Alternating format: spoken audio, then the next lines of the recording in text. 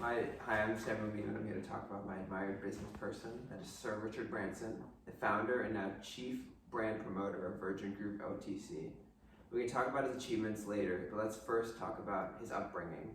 Sir Richard Branson was born in Surrey, England on July 18, 1950, to his father Edward, a barrister, and his mother Eve, a flight attendant.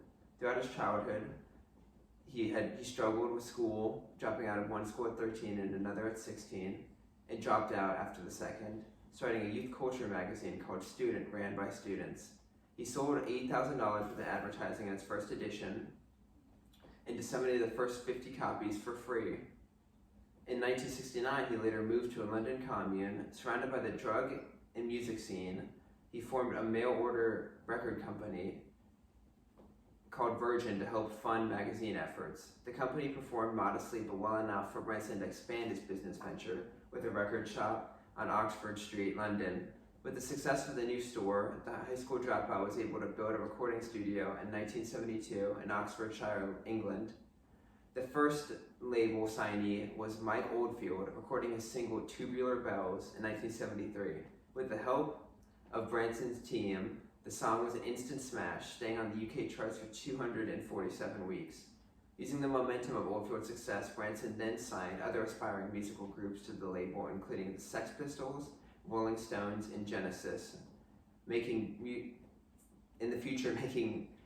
Virgin Records one of the top 6 record companies in the world. Today, Branson is one of the wealthiest entrepreneurs and has a portfolio of hundreds of companies and projects and a larger-than-life public persona. He was knighted in 1990 for his contributions to entrepreneurship.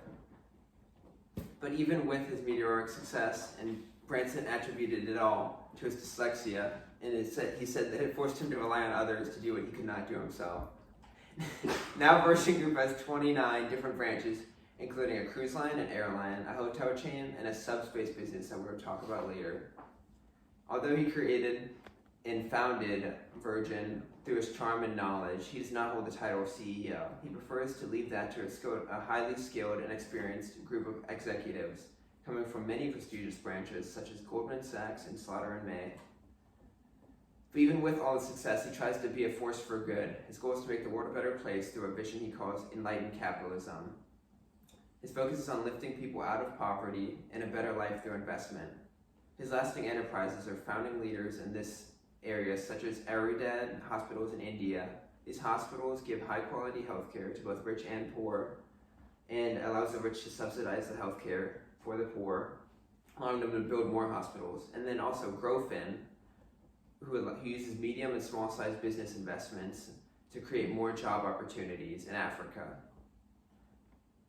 The most important part of these are they are not charities, they're companies directed towards a social purpose. Just like enterprises, they exist to solve a problem. The issue is who will fund these projects.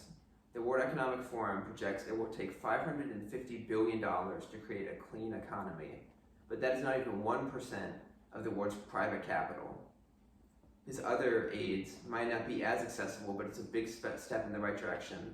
The Virgin Health Bank is a dual public-private approach to cord blood transplants. You may not know what that is. I do not either. But that is a medical procedure that uses stem cells from the placenta and umbilical cord to replace maligned cells in patients with hematologic diseases or blood or immune system deficiencies. Cord blood transplants have shown to be cures with a variety of serious conditions, including cancers of the blood, such as leukemia or lymphoma. Cord blood transplants are increasingly being used in comparison to bone marrow transplants because of fewer complications, easier availability, and they're more accessible for people, especially those from ethnic minorities. Fostering change is a big goal for people like Sir Richard Branson, but they're needed to create a world that we can all prosper in. But what if he's not planning to stay on this world? The talk of the Virgin Town is Virgin Galactic, a suborbital spaceflight company. The goal is to give suborbital spaceflight to space tourists. That's his words, not mine. What is a suborbital spaceflight? It is a brief spaceflight that fails to complete one full orbit around the Earth. i.e., your space vehicle does not leave the edge of space. It instead comes right back down. A big aid in this has been the most famous luxury car brand, Rolls-Royce.